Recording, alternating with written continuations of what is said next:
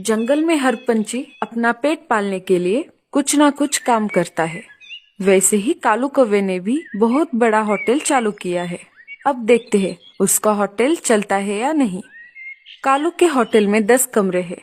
वो उस होटल को बहुत ही बड़ा बनाना चाहता था, पर कौवे का बैड लक, उसका होटल ही नहीं चल रहा था। वो अपने टेबल पर अपने कस्टमर्स की राह देख रहा था, पर ऐसे ही दिन गुजरते गए, एक भी कस्टमर नहीं आया। इस वजह से कालू बहुत नाराज था। तभी लाडो चिड़िया कालू कौवे के पास आ जाती है। कालू भैया, क्या हो गया? आप इतने उदास क्यों दिख रहे हो? कुछ नहीं लाडो, तुम्हें तो सब पता है। मैंने मेरी पूरी जमा पूंजी इस होटल के लिए लगा दी, पर यह होटल नहीं चल रहा। जब से मैंने इसे शुरू किया है, तब से एक भी ग्राहक नहीं आया। कालू की परेशानी देखते हुए लाडो चिड़िया सोच विचार करने लगी। तभी लाडो चिड़िया के मन में एक तरकीब आई। कालू भैया, क्यों ना हम एक उपाय करें? लाडो, कौन सा उपाय? आखिर तुम क्या कहना चाहती हो? कालू भैया, हम कुछ पोस्टर छपवा देते हैं और वो पूरे जंगल में जगह जगह लगा देंगे। जब कोई भी हमारा पोस्टर देखेगा तो वो हमारे होटल जरूर आएगा। हाँ लाडो, अब ये भी करके देखते हैं। कालू बहुत सारे पोस्टर छपवा के लाता है। दोनों मिलकर पूरे जंगल में पोस्टर्स लगवा देते हैं। पोस्टर लगवाकर वो दोनों वापस होटल आ जाते हैं। लाडो, हमने तो सब जगह पोस्टर लगवा दिए। अब देखते हैं आगे क्या होता है।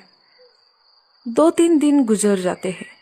तभी दूर किसी जंगल से बहुत सारे पंछी घूमते घूमते लाडो चिड़िया के जंगल में आ जाते हैं। उसमें से एक पंछी बोलता है, अरे, हम एक कौन से जंगल में आ गए?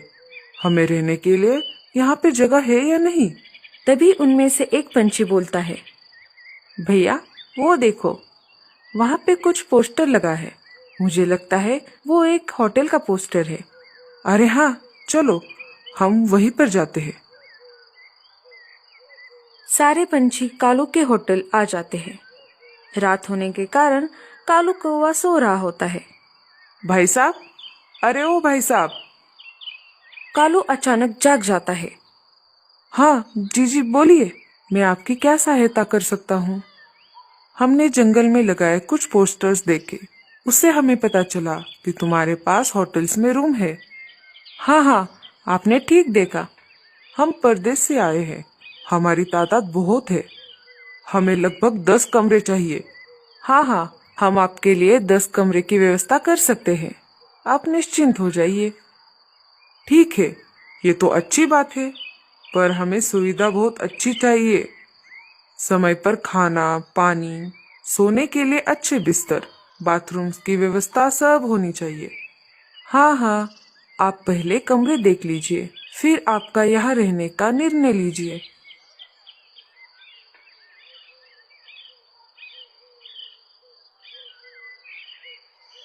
कालू कौवा एक पंछी को कमरा दिखाता है। इस होटल के कमरे तो बहुत ही अच्छे हैं, हम सब तैयार हैं। कालू कौवा और परदेसी पंछी नीचे आ जाते हैं। लाडो चिड़िया भी वहां आ जाती है। वो तो ठीक है, लेकिन यहाँ पे रूम सर्विस के लिए कोई दिखाई नहीं दे रहा। कालू कौवा चिंतित हो जाता है। लाडो, जरा इधर आओ। क्या हुआ कालू भैया? मैंने तो रूम सर्विस के लिए किसी को रखा ही नहीं। कालू भैया, आप टेंशन मत लीजिए, मैं हूं ना आपके साथ। मैं कर लूंगी रूम सर्विस का काम। नहीं नहीं लाडो, पहले से ही तुमने मेरी इतनी सारी मदद की है, ऊपर से मैं तुम्हें इतना ज्यादा काम नहीं लगा सकता। कोई बात नहीं कालू भैया, आखिर तुमने मुझे बहन माना है और बहन का फर्ज है भाई की मदद करना। इधर सारे परदेसी पंछी कालू कौवे की राह देख रहे थे। फिर क्या विचार है आपका? हम रुके या यहाँ से जाए? कोई प्रॉब्लम है तो हमें बताइए। कालू कौवा कुछ नहीं बोलता। तभी लाडो ने कहा, नहीं नहीं, आप यहाँ पे ठहर सकते हैं बिना कोई परेशानी से। आपको समय पर सब सुविधा मिल जाएगी। ठीक है, पर तुम्हारे होटल का किराया कितना है वो हम अभी चुकता करेंगे, क्योंकि हमें सुबह सुबह जल्दी आगे बढ़ना होगा। एक कमरे का किराया 1 अनाज की बोनी। यहाँ पर तो हमारे जंगल से भी सब सस्ता है। ये लो 10 कमरे के 10 बोनी।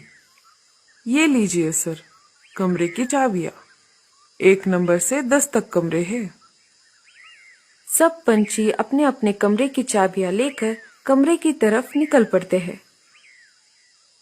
लाडो, हमने तो कमरे दे दिए, पर क्या हम ये जिम्मेदारी निभा पाएंगे?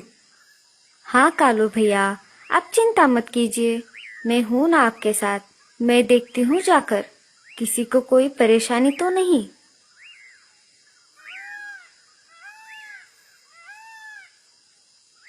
लाडो एक कमरे के सामने आ जाती है और कमरे का दरवाजा खटखटाती है। तभी अंदर से एक आवाज आई।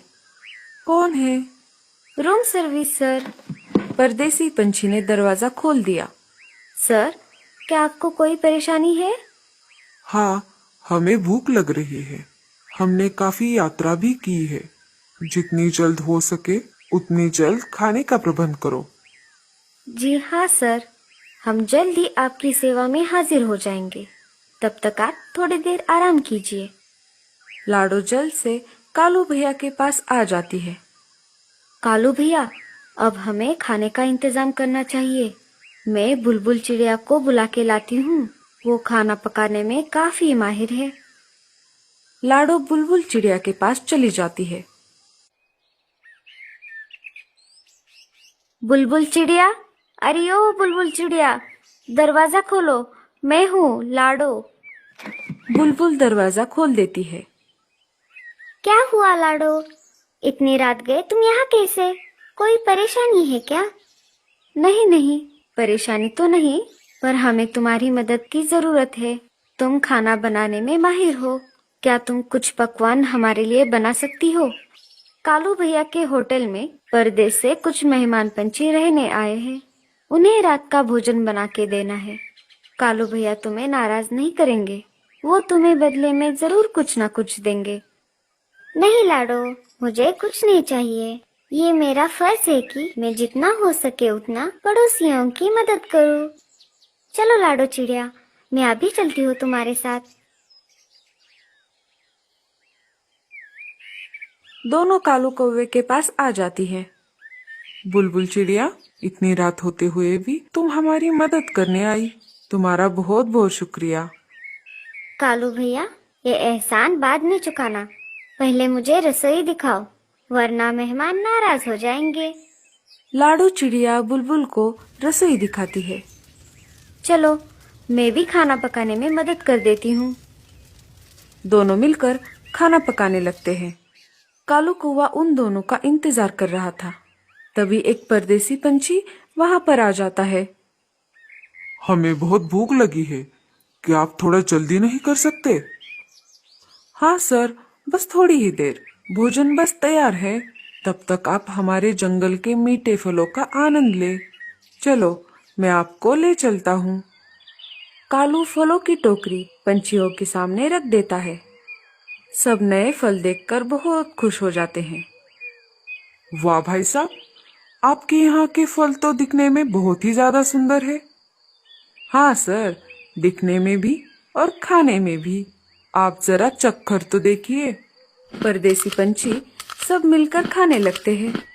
वाह, मजा ही आ गया इन्हें खाकर तो। जब हम परदेश वापस जाएंगे तो कुछ साथ हम इन्हें लेकर भी जाएंगे। हाँ हाँ, जरूर। ये तो हमारे लिए बहुत ही खुशी की बात है।